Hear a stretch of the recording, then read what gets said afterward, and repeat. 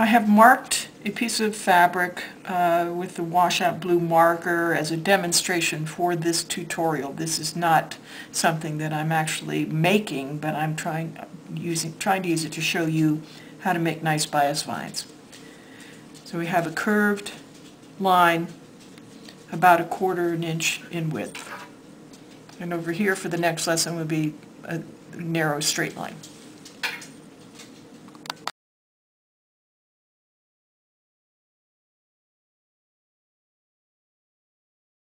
This piece of bias is single fold bias, fold line, raw edge.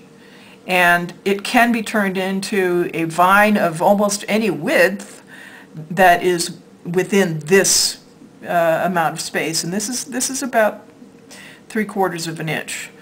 So I'm going to aim for making a 1/4 inch vine. We have a concave line, which is the inner shorter line, a convex line, which is the outer longer line. Your first seam will be on the inner shorter line, so using the marks on the fabric as more or less as your guide, you're going to begin sewing in a 1/4 inch seam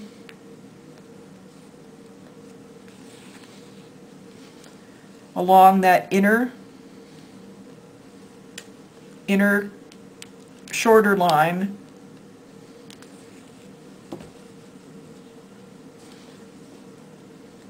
using a nice sharp needle.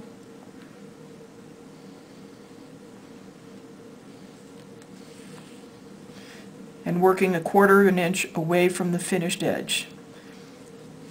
Looks like I'm wasting a lot. You can make your bias strip more narrow. It just makes it a little harder to work with if it's more narrow. You're not wasting that much fabric by making it slightly wider.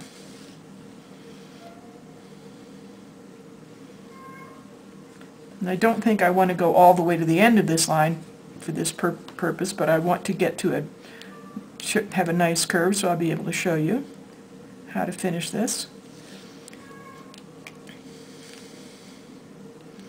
Sort of like the cooking things on TV where they put it in the oven and then voila, they have one completely done. That's kind of how this is going to be.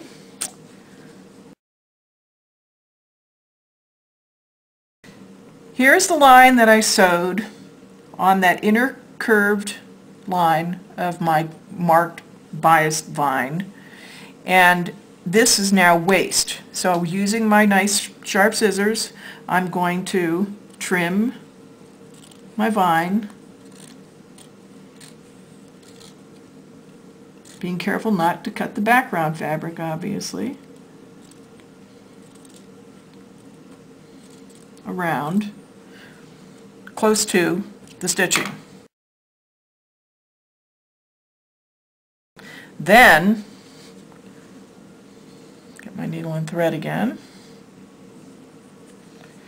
you're going to blind stitch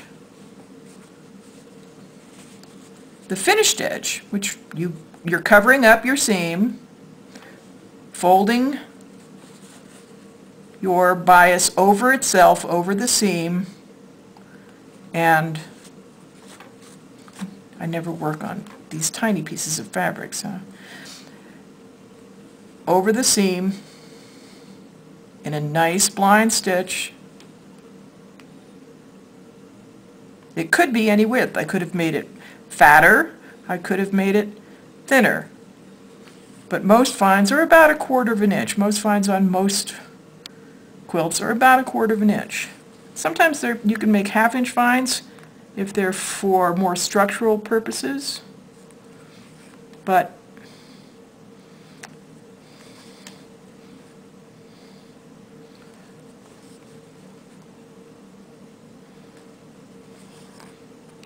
I use the little stick-on thimble. So that's what that silver dot on my finger is.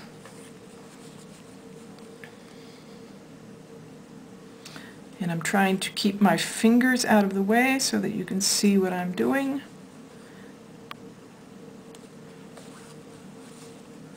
And I'm folding the bias vine back over itself, back over the seam that I made. and I end up with a nice clean curve. Continue to the end of what I sewed. So the finished bias vine comes out to a 1/4 inch width with a nice curve. The inner curve was the hand sewn, just sewing, and the outer curve, the finished edge of the bias, the single fold, is done in a blind stitch as you would apply any applique. On the inside you have inner curve and outer curve. And it makes a nice smooth piece. It can be done in any width.